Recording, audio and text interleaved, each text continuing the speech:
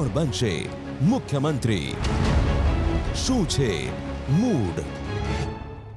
ABP અસ્મિતાની વિશેષ રજૂઆત કોણ બનશે મુખ્યમંત્રીમાં આપનું સ્વાગત છે। આપણે છીએ દાહોદ જિલ્લાના લીમખેડા મત વિસ્તારમાં। આપણી સાથે જ આ મત વિસ્તારની જનતા અને તેના નેતા આ વર્ષે જ્યારે રાજ્યમાં વિધાનસભાની ચૂંટણી છે ત્યારે આ જનતાનો મૂડ શું છે તે જાણવાનો પ્રયત્ન કરીશું। તે પહેલા જોશું આ મત વિસ્તારનું રાજકીય ગણિત।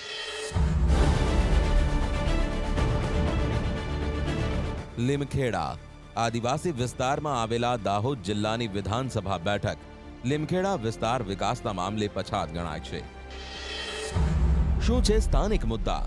પ્રતિકૂળ ભૌગોલિક પરિસ્થિતિના કારણે અહીં ખેતી કે ઉદ્યોગમાં ધાર્યા પરિણામ મળતા નથી। બેરોજગારી વધવાના કારણે લોકો સ્થળાંતર કરવા મજબૂર બન્યા છે। પીવા માટે અને સિંચાઈ માટે પાણીની વ્યવસ્થાનો અભાવ છે। શાળાઓમાં શિક્ષકોની અછત છે। છેલ્લા 5 વર્ષમાં કયા મોટા કામ થયા? લીમખેડામાં પાણીની સમસ્યા દૂર કરવા માટે પીએમ નરેન્દ્ર મોદીના હસ્તે નર્મદા હાટકેશ્વર આધારિત જૂથ પાણી યોજનાનું ખાતમુહૂર્ત કરાયું હતું। ભાજપના સ્થાનિક ધારાસભ્યનો દાવો છે કે 5 વર્ષમાં લીમખેડાના વિકાસ માટે 2027 કરોડ ફાળવ્યા છે। છેલ્લી 2 ચૂંટણીમાં કોણ ચૂંટાયો? 2007માં અહીંથી કોંગ્રેસના ચંદ્રિકાબેન બારિયાએ ભાજપના બાબુભાઈ ભાભોરને 4000 ઉપરાંત મતોથી પરાજય આપ્યો હતો। 2012માં ભાજપના જસવંતસિંહ ભાભોરે કોંગ્રેસના પૂનાભાઈ બારિયાને 15000 ઉપરાંત મતોથી પરાજય આપ્યો હતો। જસવંતસિંહ ભાભોર 2014માં દાહોદના સાંસદ તરીકે ચૂંટાતા ખાલી પડેલી આ બેઠક પર યોજાયેલી પેટા ચૂંટણીમાં ભાજપના વિંછિયાભાઈ ભુરિયાએ કોંગ્રેસના છત્રસિંહ મેડાને 24000 ઉપરાંત મતથી પરાજય આપ્યો હતો। બેઠક કયા પક્ષનો ગઢ? 1995ની ચૂંટણીથી શરૂ કરીને આજ દિન સુધી અહીંના મતદારોની ખાસિયત રહી છે કે ક્યારેક સતત 2 ટર્મ સુધી એક જ પક્ષના ઉમેદવારને જનાધાર આપ્યો નથી। જો કે 2012 અને ત્યારબાદ યોજાયેલ પેટા ચૂંટણીમાં અહીં ભાજપના ઉમેદવાર ચૂંટાયા હતા। ફરી આ વખતે ભાજપને જનાધાર મળશે કે કોંગ્રેસને ફરી એક વખત બાજીમાં તે અહીંના અંદાજે 2.5 લાખ મતદારો નક્કી કરશે। આપણી સાથે આ ચર્ચામાં જોડાયા છે લીમખેડા મત વિસ્તારના ધારાસભ્ય વિંછિયાભાઈ ભુરિયા। તેમની સાથે જે બીજેપી તાલુકા પંચાયતના પ્રમુખ વજયસિંહભાઈ પલાસ છે। લીમખેડા ગ્રામીણના રતનસિંહ રાવત છે। તો લીમખેડા બીજેપી મહામંત્રી દેવેન્દ્ર પરમાર છે। તાલુકા પંચાયતમાંથી સભ્ય સી.કે. કિશોરી સાહેબ છે। ખાસ કરી એપીએમસીના વાઇસ ચેરમેન અનિલભાઈ શાહ પણ છે। તો કોંગ્રેસમાંથી અમારી સાથે જોવા જાય આ ચર્ચામાં તો ખાસ કરીને લીમખેડા તાલુકાના કોંગ્રેસના રૂવાભાઈ એમ પટેલ છે। તાલુકા કોંગ્રેસના પ્રવક્તા રમેશભાઈ પટેલ છે। સાથે આદિવાસી સેલના પ્રમુખ બાબુભાઈ નિસરતા છે। જિલ્લા ડેલિગેટ રાયસિંહભાઈ રાવત છે અને કોંગ્રેસના મંત્રી જયસિંહભાઈ ડાગી છે। હું સૌ પ્રથમ જઈશ વિંછિયાભાઈ પાસે। સાહેબ 2017ની ચૂંટણી કહેવાય છે, વિધાનસભાની ચૂંટણી એક મોટો પડકાર છે। બીજેપી કઈ રીતના જશે? લોકોની વચ્ચે શું મુદ્દો હશે? અમારો મુદ્દો ગુજરાત સરકારે જે કંઈ વિકાસ કર્યો છે એ વિકાસનો મુદ્દો હશે અને અમે દરેક ક્ષેત્રે વિકાસ કર્યો છે। કારણ કે એ વિકાસ શિક્ષણ પડ્યું અને લગભગ ગુજરાત સરકારે 20000 સુધી 20000 જેટલી વિદ્યાસહાયકોની ભરતી કરી। ઓકે, વિકાસનો મુદ્દો મુખ્ય છે તેમનું કેવું છે કે અહીંયા જે વિસ્તાર છે કે રાજ્યમાં છે બીજેપી વિકાસ સાથે જશે। તમે શું કહેશો? શિક્ષણની વાત કરીએ તો ગામડામાં અત્યારે બી રસ્તાઓ નથી। અત્યારે બીજા તાલુકાને કે બીજા વિધાનસભાની સરખામણીમાં લીમખેડા તાલુકો રસ્તાઓમાં એકદમ પાછળ છે અને પછાત છે। ખરેખર ગામડાઓમાં અત્યારે પણ જે કોંગ્રેસ વખતે જે જૂના રસ્તા બન્યા હતા એ મરામત પણ થઈ શક્યા નથી। કોંગ્રેસ વખતે જૂના રસ્તા બન્યા હતા તેની મરામત નથી થઈ શકી તેમનું કહેવું છે। લીમખેડાના ગ્રામ્ય વિસ્તારોમાં રસ્તા નથી। લીમખેડાના વિસ્તારની અંદરની વાત કરીએ તો લીમખેડાના સંસદ સભ્ય જે દિલ્હીમાં આજે કેન્દ્રીય મંત્રી છે, 25 વર્ષથી મારા કોંગ્રેસના જ મિત્ર કહે છે કે ભાજપનું શાસન છે, લીમખેડામાં પણ ભાજપના ઉમેદવાર છે। મારા કોંગ્રેસના મિત્રોને એમને ભાજપનો વિકાસ દેખાતો જ નથી। 17 તારીખે નરેન્દ્રભાઈ મોદી જે એમની પોતાની જાતને પ્રધાન સેવક ગણાવે છે, અત્યાર સુધી એમનો જન્મદિવસ ચાઇના બોર્ડર ઉપર કે ગુજરાત કચ્છની બોર્ડર પર ઉજવતા હતા। પહેલી વાર એમનો જન્મદિવસ આદિવાસીઓની વચ્ચે લીમખેડા મુકામે 17 સપ્ટેમ્બરે આવીને ઉજવ્યો અને જે વિકાસ થાય એમને માત્ર કાળા વાવટા દેખાડવાનો ધંધો છે અને એમને વિકાસ દેખાતો નથી। પણ જનતા અમારી સાથે છે અને 2017માં અમે બતાવી દઈશું કે સરકારની સાથે જનતા કેટલા અંશે છે। બાકી બીજા કોઈ મુદ્દાની અંદર કોંગ્રેસના મિત્રોને પોતે જ કબૂલ કરે છે કે 22 વર્ષથી તમે સરકારમાં છો, જૂનું ઘર મારું। રસ્તા છે કે નહીં? રસ્તા 100% છે. તમે હમણાં અમારી પાસે ચાલો ને કોઈ પણ ગામનું કહો, એ ગામને રસ્તો 100% લીમખેડા તાલુકા અને દાહોદ જિલ્લો ગુજરાત 100% વીજળીથી 24 કલાક વીજળી મળે છે અને દરેક ગામો રસ્તાઓથી જોડાયેલા છે. રસ્તાઓ જોડાયેલા છે. બીજો કયો મુદ્દો છે જે તમે કહેવા માંગો છો? આ અમારા વડીલ બીજેપીના જે મિત્રોએ વાત કરી એના સાથે હું સહમત છું. વાત સાચી છે. નરેન્દ્ર મોદી સાહેબ ગ્રામ્ય કક્ષાએ આવીને એમના જન્મદિવસ ઉજવે છે, એ બહુ સારી વાત છે. પણ માત્ર કોઈક નેતા કોઈ ગામમાં જઈને પોતાનો જન્મદિવસ ઉજવી દે એનો મતલબ એ નથી કે ત્યાંનો વિકાસ થઈ જાય. એટલે અમારે જે ગરીબ અને જે ગ્રામ્ય વિસ્તારના જે ખેડૂતો છે એના માટે જે મળતી જે સબસિડી છે એ આ સરકારો આવ્યા પછી બંધ કરી દીધી છે. ખેડૂતોના જે અનાજના પાણીના જે અનાજ જે ઉત્પાદન કરે છે એના ભાવ આજે પણ તળિયે જ છે. એટલે એ મુકાબલે કહેવાનો મતલબ કે જે વિસ્તાર જે છે શહેરી વિકાસ છે, શહેરોનો વિકાસ થયો છે, પણ ગ્રામ્ય લેવલની અંદર આજે પણ પરિસ્થિતિ જે હતી તે યથાવત જ છે.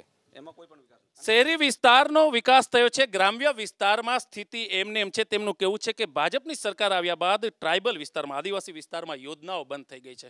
આપ શું કહેશો? છેલ્લા 50 વર્ષે કોંગ્રેસે રાજ કર્યું. એમના સમયકાળ દરમિયાન એમનો વિકાસ કશું કરવામાં આવ્યો નથી. ત્યાર પછી 1995ની અંદર ભાજપ સરકાર આવી. ત્યાર પછી માનનીય મોદી સાહેબે મુખ્યમંત્રી બન્યા પછી સૌનો સાથ સૌનો વિકાસ સાથે મળીને ગુજરાતની અંદર મોડેલ બનાવવાનું કામ કર્યું છે. અને અત્યારે હાલમાં થોડા ઘણા અંશે રસ્તાઓ છે પણ બાકી રહ્યા છે, પણ 90% રસ્તાઓ અમે અત્યારે ગામડાથી મોટા સિટીને જોડતા રસ્તા બનાવે છે. અને રસ્તાઓ એકદમ હાઈફાઈ પણ કરવામાં આવ્યા છે. અને બીજા વિકાસની અંદર આજે રોજગારીની વાત કરીએ તો નરેગા યોજનાની અંદર લગભગ અમે ચાલુ વર્ષની અંદર 1000 કેટલ શેડ બનાવીને અમે લોકો સુધી રોજગારી પહોંચાડી. નરેગા યોજનાની રોજગારી છે હાલના તબક્કે મશીનોથી કામ થાય છે. પહેલાં મજૂરોથી કામ થતું હતું, મજૂરોને રોજીરોટી મળતી હતી. આજની તારીખે ફક્ત જેસીબી મશીનોથી ગણ્યા ગાંઠા અમના માણસોને કામ મળે છે. અને ફક્ત પહેલાં લોકોને ગજવામાં પૈસા જતા, હવે કોકના ગજવામાં પૈસા જાય છે. એટલે રોજગારી વિશે તો કશું છે જ નહીં. રોજગારી વિશે કશું નથી, તેનો જવાબ હું જનપ્રતિનિધિ પાસેથી લઈશ. વિછયાભાઈ, તેમનો સવાલ છે કે આ વિસ્તારમાં રોજગારી નથી, આદિવાસી વિસ્તાર છે, લોકો ગરીબ પણ છે, શું કહેશો?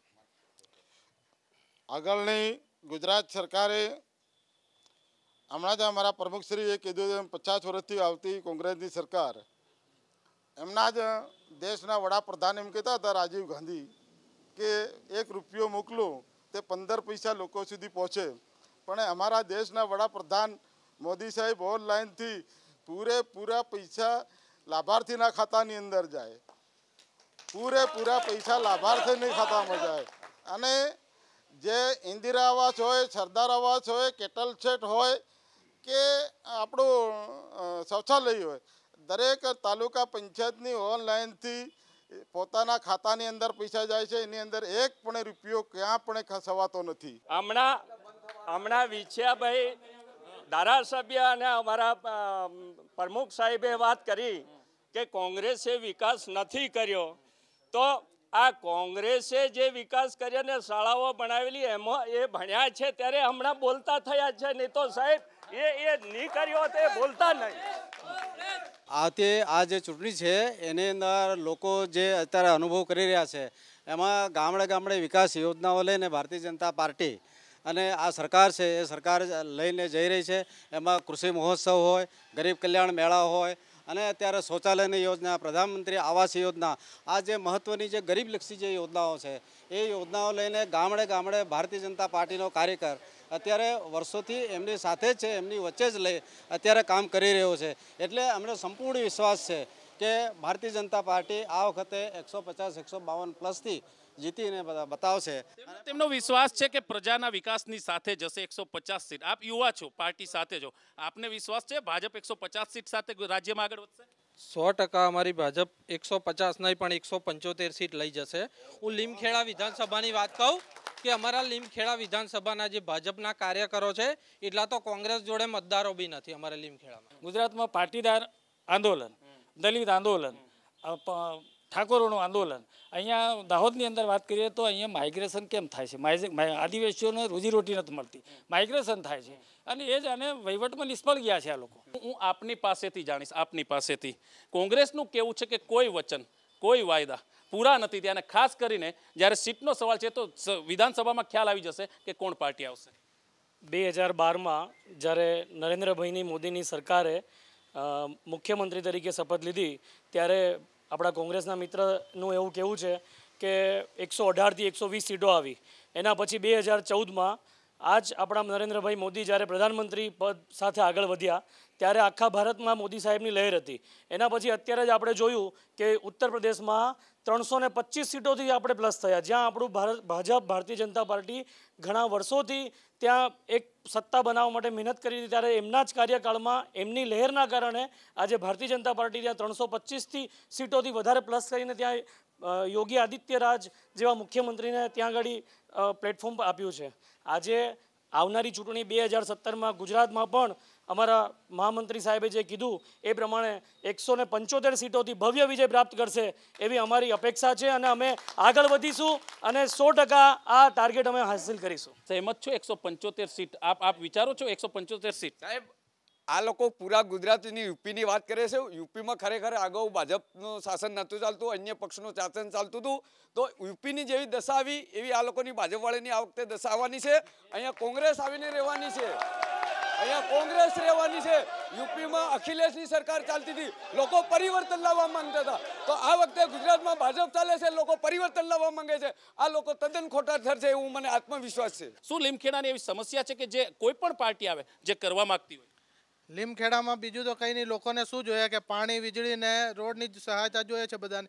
અને લીમખેડામાં કોઈ પણ એવો ઠેકાણો નથી જ્યાં લાઇટ, પાણી કે વીજળી પૂરતી નથી મળતી. પાણી દેખો તો તમે 24 કલાક મળે છે, વીજળી કોઈ ટાઈમ જતી નથી. રોડના કામો દેખો તો તમે ગામડાઓમાં ક્યાં પણ દેખો બધે રોડ પાકા થઈ ચૂક્યા છે. આજે તમારે કોઈના એકના ઘરે બી જવું હોય ઠેકાણ છે છેલ્લાના માનવી પાસે તો પણ ત્યાં પણ રોડની સુવિધા પૂરતી છે. એટલે ભાજપની સરકારમાં એવું કંઈ નથી કે પૈસા ચવાઈ ગયા છે, કામ પૂરતું થાય છે, 100% પૂરું થાય છે. આપ મને કહો, જે વાત કરી લીમખેડાની, શું કહેશો? લીમખેડામાં તો પહેલી વાત તો એ 2014માં જ્યારે પેટા ઇલેક્શન આવ્યું ત્યારે પણ આ મુદ્દો એક ડિબેટમાં લેવાયો હતો. મારે એ પૂછવું છે બીજેપીના મિત્રોને કે તમે 22 વર્ષથી છો, નો ડાઉટ છો, તમે અહીંયા મંત્રી સાહેબ રહ્યા છે, જસવંતસિંહ ભાભોર સાહેબ, હમણાં વિછાભાઈ સાહેબ છે, કે લીમખેડાનો 1997ની અંદર વિભાજન થયું તાલુકાનું, એની પછી બસ સ્ટેશન અત્યાર સુધી કેમ લીમખેડામાં નથી બન્યું? પાછળના તાલુકાઓની અંદર ફતેપુરા જેવા કેમ બસ સ્ટેશન નથી? એ હમણાંની વાત છોડો, તમે હમણાંની વાત છોડો, 22 વર્ષથી તમે કહું બેઠા છો. બીજી વાત કે લીમખેડાની અંદર એટલા બધા સ્થાનિક બજારમાં દબાણો છે, સરકારી જમીનોમાં દબાણો લોકો કરીને બેઠા છે, અને જાહેર શૌચાલયો કે પેશાબ કરવા માટે લોકોને જવું પડે છે. બીજી જગ્યા પર રસ્તામાં કોઈ જગ્યાએ લેડીઝને જવું હોય, કોઈ પુરુષને ઊભું રહેવું હોય તો તકલીફ પડી જાય છે. સાહેબ, એમને પૂછો કે તમે શૌચાલય કેમ નથી બનાવી શક્યા બજારમાં, સ્થાનિકની અંદર? તેમનો સવાલ છે, શું જવાબ હશે તે મને કહો. લીમખેડામાં બસ સ્ટેન્ડનું કામ શરૂ થઈ ગયું છે અને જાહેર શૌચાલયનું છે એ તો લીમખેડા નગરપાલિકા નથી, પંચાયત છે અને પંચાયતની જવાબદારી આવે અને પંચાયતમાં જાહેર શૌચાલય છે. જાહેર શૌચાલય છે તેમનું કેવું છે. મારી સાથે બીજા એક આપના ધ્યાનમાં એવો મુદ્દો ખરી છે લીમખેડા માટે જરૂરી કોંગ્રેસી મુદ્દા સાથે જશે? અત્યારે સાહેબ લીમખેડામાં લગભગ 1995ની સાલથી આજ દિન સુધી કોઈ લેડીઝ કે પુરુષ માટે કોઈ શૌચાલય જેવી કોઈ વ્યવસ્થા જ નથી. આજની તારીખમાં કોઈ લેડીઝ બાઈને જો પેશાબ કરવો હોય તો અહીંયા લીમખેડો બહાર છોડીને બીજે કંઈ આજુબાજુમાં કદાચ લેડીઝ જઈ શકે છે. બિલકુલ આજની તારીખમાં લીમખેડા તાલુકાની તો વાત ઠીક છે, લીમખેડા ગામની વાત કરો બાજુ તો ઠીક વસ્તુ છે. એટલી બધી તકલીફ છે લોકોને કે જેની કોઈ હદ નથી. એટલે 2017ની સાલની અંદર લોકો જ કહેવાના છે કે વોટ કોને આપવો ને કોને નહીં આપવો. કહેવાય કે આદિવાસી વિસ્તારમાં શિક્ષણનું સ્તર છે, જેમ સાહેબે કીધું કે શિક્ષણનું સ્તર ઊંચું જઈ રહ્યું છે, રાજ્ય સરકારે કાર્ય કર્યા છે. આપ શું કહેશો? મને નથી લાગતું કે સાહેબ આદિવાસી વિસ્તારમાં શિક્ષણનું સ્તર ઊંચું જાય છે, કેમ કે આજે પણ 9મું પાસ કર્યા પછી લોકો બહાર કામે જતા હોય છે. શિક્ષણ જો પૂરું જ મળતું હોય તો એમને કશે બીજે જવું પડે નહીં. સાહેબ, આપને લાગે છે કે જે રીતના મુદ્દો છે કે લોકો અહીંથી બહાર નીકળી રહ્યા છે, ગ્રામ્ય વિસ્તારમાંથી નીકળી રહ્યા છે, આવું છે કે પાર્ટીએ મતલબ સરકારે કામ કર્યું છે કે નથી કર્યું?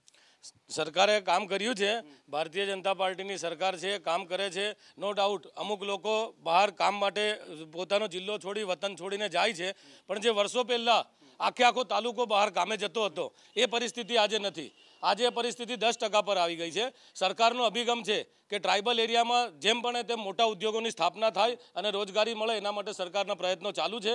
શિક્ષણની વાત કરીએ તો આજે 50-60 વર્ષ પહેલાં જ્યારે કોંગ્રેસનું શાસન હતું ત્યારે ગામનો છોકરો કોઈ ઇંગ્લિશ જાણતો નહોતો, એ અધિકારી ઇંગ્લિશમાં નેતાને વાત કરીને પૈસા જે ચાઉ કરવાની વાત કરતા તે વખતે થતું હતું. આજની તારીખમાં દરેક ગામડાની અંદર લીમખેડા વિધાનસભાના 152 ગામની અંદર એકે એક છોકરો કોઈને કોઈ છોકરો અંગ્રેજી માધ્યમમાં ભણેલો હશે અને અંગ્રેજી જાણતો હશે. આ વિકાસ નથી તો શું નથી? હમણાં મિત્રે વાત કરી, શિક્ષણનો વિકાસ થયો છે, ના નથી કહેતા અમે, હું કબૂલું છું, પણ આજે શિક્ષણનું ખાનગીકરણ થઈ ગયું છે. શિક્ષણનું ખાનગીકરણ થઈ ગયું, ફી એટલી ભરવામાં આવે, એટલી બધી ફી એ થાય. હમણાં સરકારે બિલ લાવવું પડ્યું, કેમ લાવવું પડ્યું? શિક્ષણનો વ્યાપ થયો પણ એની ગુણવત્તા બી ખલાસ થઈ ગઈ છે. શિક્ષકો છે જ નહીં. આ ટ્રાઇબલ સ્કૂલો ચાલુ કરવામાં આવી સાહેબ. આ એકલવ્ય છે, રેસિડેન્ટી સ્કૂલો, આ જે મોડેલ સ્કૂલો છે એની અંદર બિલ્ડિંગો બનાવવામાં આવી, પણ એમાં શિક્ષકો નથી. શિક્ષકો વગરનું શિક્ષણ નકામું છે. બીજું એક પરિસ્થિતિ સાહેબ કે આ આદિવાસી વિસ્તારની અંદર આદિવાસી વિસ્તારના બાળકો પથરા ફોડી અને આ ગુજરાતમાં રસ્તા બાંધવાનું કામ કરશે. આજે ગુણવત્તાવાળું શિક્ષણ નથી મળતું સાહેબ. હે કઈ મળે શિક્ષણ? ગુણવત્તાવાળું શિક્ષણ જ નથી મળતું. ગુજરાત રાજ્યની અંદર લગભગ અમારી મોડલ હાઈસ્કૂલ બીજા નંબરે આવી છે અને હર હંમેશના માટે શિક્ષકો ત્યાં હોય જ, પરંતુ આ વખતે વિજયભાઈ રૂપાણીની સરકારે વિજ્ઞાન પ્રવાહના શિક્ષકોની જાહેરાત કરી દી છે અને ભરતી ચાલુ છે. અને હર હંમેશના માટે લીમખેડાની વિકાસની વાત કરીએ તો લીમખેડાની અંદર સૌપ્રથમ આ તાલુકો હતો ત્યારે મામલતદાર કચેરી, પછી પોલીસ સ્ટેશન, આ બધી કચેરીઓ એક મકાનની અંદર ચાલતી હતી. ગુજરાતની અંદર ભારતીય જનતા પાર્ટીની સરકાર આવ્યા પછી મામલતદાર કચેરી બની, કલેક્ટર પ્રાંત કચેરી બની, કોર્ટ બની, તેમજ આપણે મોડલ હાઈસ્કૂલ બની, ત્યાં આપણે આદર નિવાસી શાળાઓ પણ ચાલે છે. શિક્ષણનું ખૂબ લીમખેડાની અંદર સારું આગળ છે. એટલે આ જે કોંગ્રેસના મિત્રો વાત કરે છે એ બરાબર નથી, કારણ કે ગુજરાત સરકાર બહુ સતત કામગીરી કરી છે ને વિજયભાઈ રૂપાણીએ તો એવું કીધું છે કે ભાઈ એક પણ ડિપાર્ટમેન્ટની અંદર એક પણ કર્મચારી આ 12 મહિનાની અંદર એટલે 2 મહિનાની અંદર ભરતી કરવાના 70,000 કર્મચારીઓની તે ભરતી થઈ ગઈ છે અને હમણાં વિજ્ઞાન પ્રવાહના શિક્ષકોની જાહેર થઈ છે. 2017માં કોઈ પણ ધારાસભ્ય લીમખેડામાંથી આવે તેની પ્રાથમિકતા શું હશે લીમખેડા માટે, લીમખેડાની જનતા માટે? લીમખેડાની અંદર ધારાસભ્ય અમારા બીજેપીનો આવશે એટલે અમારા પાર્ટીના મહાઅધ્યક્ષ દીનદયાળ ઉપાધ્યાયનો જન્મ વર્ષ અમે આ વખતે ઉજવી રહ્યા છે અને હમણાં અમારા કાર્યકર્તાઓ ઘર ઘર સુધી ડોર ટુ ડોર કલેક્ટ કરે છે અને ગરીબના ઘર સુધી પહોંચી રહ્યા છે. એટલે અમારો વિકાસનો મુદ્દો છે. પણ 5 વર્ષમાં એવું કોઈ કામ ખરી કે જે ન થયું હોય અને હવે કોઈ ધારાસભ્ય આવે જે કરવા માંગતો હોય આ આદિવાસી બેલ્ટમાં જે જરૂરી હોય લોકો માટે? ન થયું એ કામ કરવાનું જ છે. અમારે ન થયું એ કામ અમે જોઈને કરીએ છીએ. કોઈ પણ કામ છોડવા માંગતા નથી. તમે મુદ્દાઓ અનેક ઉઠાવ્યા, પ્રાથમિકતા શું હશે? હાજી સાહેબ, અમારે ત્યાં 2017ની વિધાનસભાની ચૂંટણીમાં જીતવાની આશા છે કે અમારે ત્યાં જો લોકોનું પીઠબળ ના હોય, લોકો અમારી સાથે ના હોય તો અમારે કોંગ્રેસ પાર્ટીમાં ટિકિટો મેળવવા માટે 22 થી 25 ઉમેદવારો તડામાર રાખી રહ્યા છે. કેમ કે લોકોનો જુવાળ છે, લોકો કોંગ્રેસ તરફી રહેવાના છે અને કોંગ્રેસને જીતાડવાના છે. એટલે કોંગ્રેસમાં વધારે ઉમેદવારો ટિકિટ લેવા માટે થનગની રહ્યા છે. ટિકિટની વાત નથી, મુદ્દો શું હશે જીતશે? મુદ્દો તો જે લોકો અત્યાર સુધી ભાજપ વડે જે ખોટા વચનો આપીને લોકો પાસેથી વોટ મેળવીને સત્તા હાંસલ કરી છે એ અમને ખોટા ઠેરવીને અમારો જે કોંગ્રેસનો ધારાસભ્ય ચૂંટાશે તો લોકોને ખોટા વચનને નક્કર કામ કરીને બતાવશે. એ મુદ્દા પર અમે જે બી આદિવાસી ટ્રાઇબલ એરિયાની જે બી પાણી, વીજળી, લાઇટ અરે રસ્તા, જે બી કામો શિક્ષણ બાબતમાં જે બી ઉણપ છે એ બધાની એક નીતિથી એને પૂરું પાર પાડવા માટેની અમારી નીતિ છે. આ તો લીમખેડાના મતદાતાઓનો મૂડ. આવતીકાલે જોશું અમારા સહયોગી સાથે એક નવી વિધાનસભાની જનતાના બેઠકનો મૂડ. અને દેશ વિદેશ અને પ્રદેશના સમાચારો માટે જોતા રહો એબીપી અસ્મિતા.